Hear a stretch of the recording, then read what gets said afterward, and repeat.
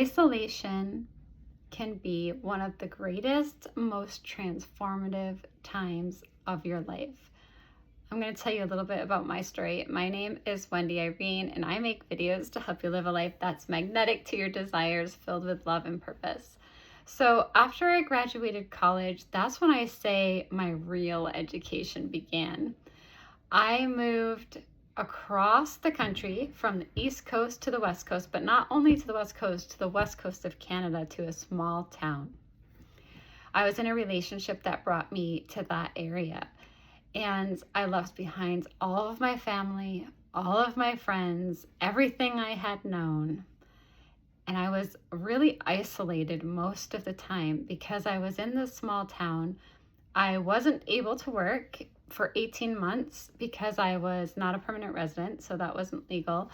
And I had no friends or no community or no family. So much of the time I was alone all day. And that's where my spiritual journey really took off. It was like the divine, the angels, my guides, they had me all to themselves. So that's where we began studying. And I had heard of Eckhart Tolle from seeing Oprah, and I was deep into The Power of Now, that book.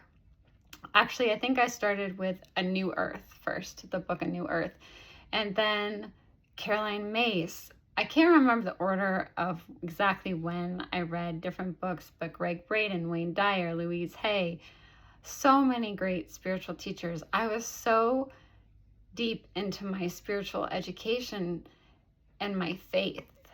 And my faith is what has gotten me through every single difficult thing, because through that time of being isolated and having so many hours for so long alone, I really learned to go deep within myself, that I had these resources, that I had the divine within me that I could reach out to at any time, that I was always being guided, I was always being protected.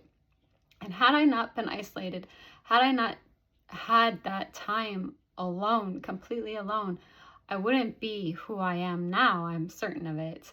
And I really, truly believe that was my soul's journey, that I was meant to go through that time alone.